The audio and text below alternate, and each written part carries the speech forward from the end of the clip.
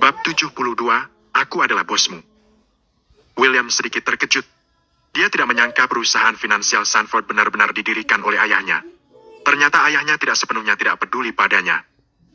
Aku penasaran sekali, mengapa dia tidak mencariku selama bertahun-tahun, tetapi melakukan banyak hal untukku? William bertanya kepada Zayden. Maaf, tetapi aku tidak bisa menjawab pertanyaanmu yang satu ini. Ada banyak hal yang aku sendiri pun tidak mengetahuinya. Singkatnya, perintah yang diberikan Jenderal Hank kepadaku adalah untuk membantumu. Tidak peduli ke arah manapun kamu ingin berkembang, aku dan Edgar akan siap sedia membantumu.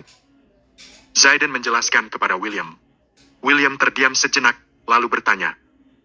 Aku bisa saja mengambil alih perusahaan finansial Sanford, tetapi aku tidak mau terlibat ke dalam hal-hal tertentu. Apakah kamu tidak keberatan? Zayden tersenyum dan berkata, tentu saja, serahkan urusan perusahaan padaku.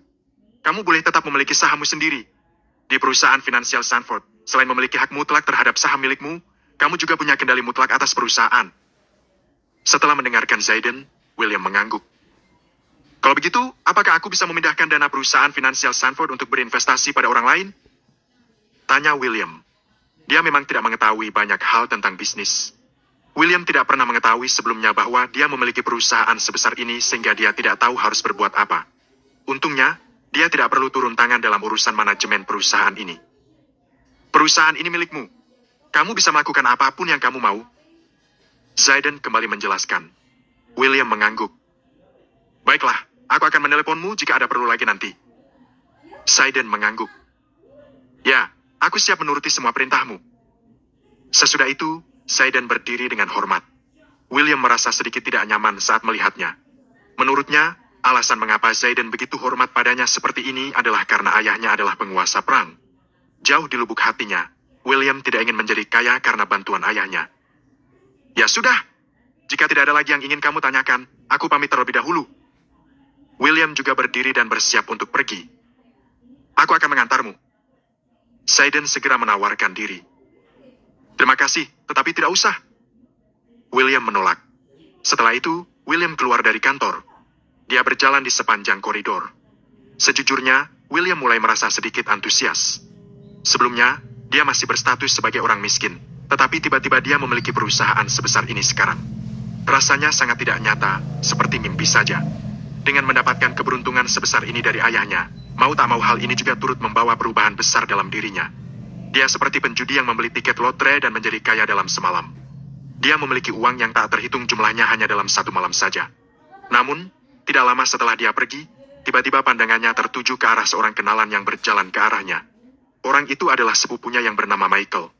Michael berjalan sambil membusungkan dada dan menegakkan kepalanya. Dia terlihat sombong. Lagi pula, dia baru saja dipromosikan sehingga dia pasti merasa terlena dan bangga.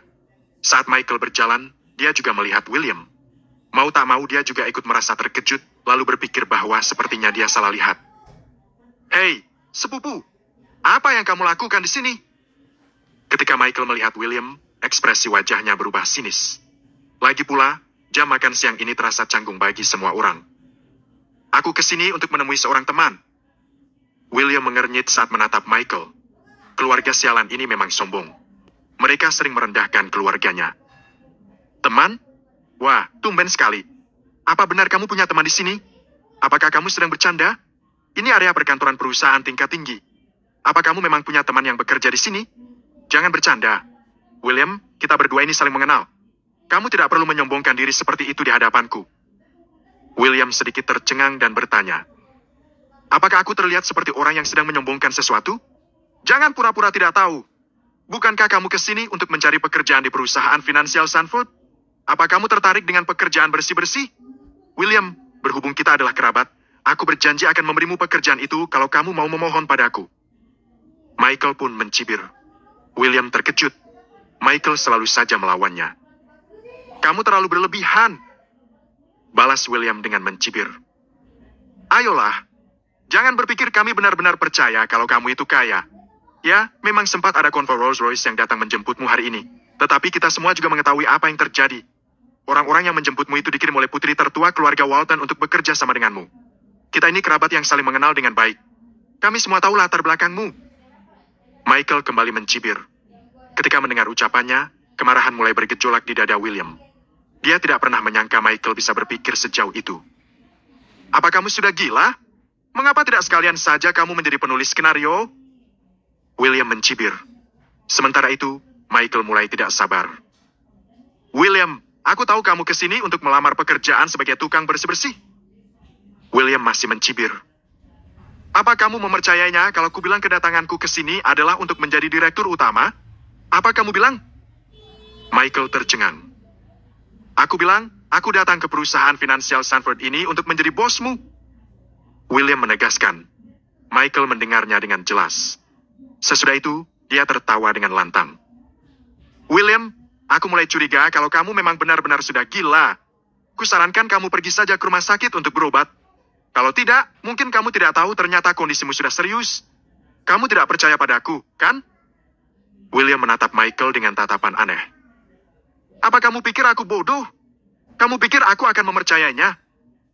Michael menyahut sambil mencibir. Apa kamu percaya kalau aku bisa memecatmu hanya dengan panggilan telepon? William mencibir. Apa kamu bilang? Memecatku? Michael kembali tertawa. William, kamu memang orang gila. Kamu benar-benar psikopat yang sakit jiwa.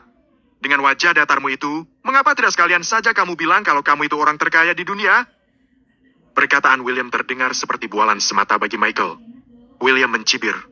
Dia mengeluarkan ponselnya dan menelpon seseorang.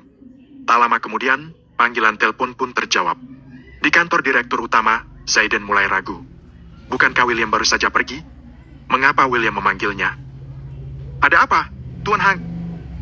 Zayden bertanya kepada William. Apakah ada manajer bernama Michael Hank di perusahaan ini? Pecat dia. William memberi perintah dengan santai. Baiklah, aku akan segera mengaturnya. Zayden tidak menanyakan alasannya. Setelah menutup panggilan telepon, dia langsung menelpon manajer personalia. Ketika melihat William menutup panggilan telepon, Michael tertawa terbahak-bahak hingga air matanya keluar. William, apa kamu sudah gila? Seandainya saja kamu memohon padaku, aku pasti bisa memberimu pekerjaan sebagai tukang bersih-bersih di sini. Sayang sekali, kamu sudah sangat mengecewakanku. Cepat pergi dari sini.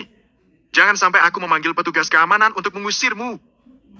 Setelah Michael selesai berbicara dengan angkuh, ponselnya tiba-tiba berdering. Itu adalah panggilan dari manajer personalia. Dia langsung mengangkat telepon itu. Michael, kamu dipecat. Bab 73, tidak mendapatkan apa-apa.